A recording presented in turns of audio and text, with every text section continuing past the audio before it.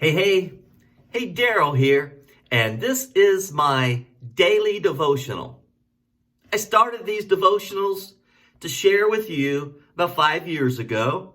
Started in the book of John, and I would just read scripture until I come to a place that I sensed the Lord guided my heart to share a devotional. So it's my devotional, and I just shared it with you. Went through the book of Revelation from the book of John.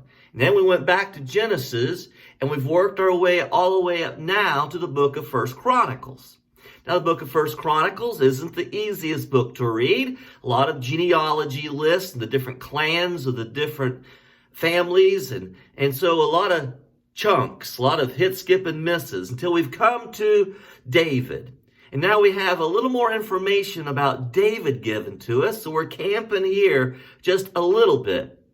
And what I share today has some humor in it. Let's see if you find the humor.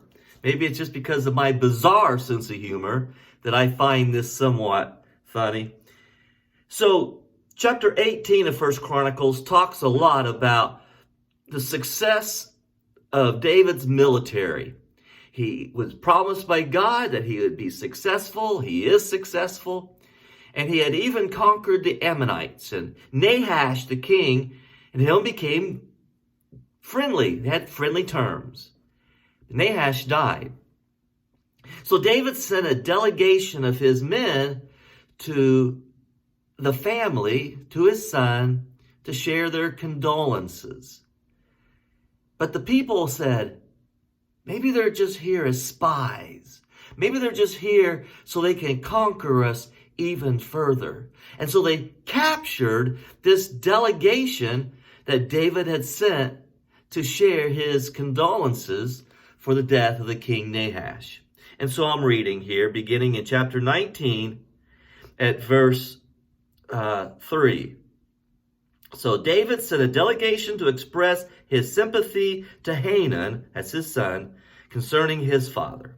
When David's men came to Hanan in the land of the Ammonites to express sympathy to him, the Ammonite nobles said to Hanan, "Do you think David is honoring your father by sending men to you to express sympathy?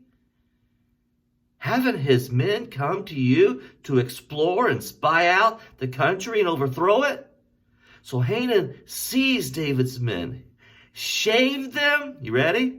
Cut off their garments in the middle at the buttocks and sent them away. So, shaved the men. You imagine what I would look like shaven? Shaved the men and then cut the middle of their breeches so their buttocks was exposed. Now, it goes on and says at verse 5, when someone came and told David about the men, he sent messengers to meet them. For they were, you ready? They were greatly humiliated. Well, I guess so. But what do you think they were more humiliated about? Being shaved? Or having their breeches cut out and their bottoms exposed? Well, it says, the king said, here we go, "Stay at Jericho till your beards have grown and then come back." He didn't say, and while you're in Jericho, get some new breeches as well. It was more, they were more humiliated because their beards had been shaved. And so the king said, just stay in Jericho till your beards have grown. Now, when David received the word about what the Ammonites had done, he just brought his fighting men and he whipped them. Verse 17, when David was told of this, he gathered all Israel and crossed the Jordan. He advanced against them and formed the battle lines opposite them. David formed his lines to meet the Arameans in the battle, and they fought against him. But they fled before Israel, and David killed 7,000 of their charioteers and 40,000 of their foot soldiers. He also killed the commander of their army. So, the Arameans were not willing to help the Ammonites anymore. So David just went and conquered them. So, I just found it humorous They were more embarrassed, they were more humiliated about their beards being shaven than their breeches being cut. God bless you. Good day.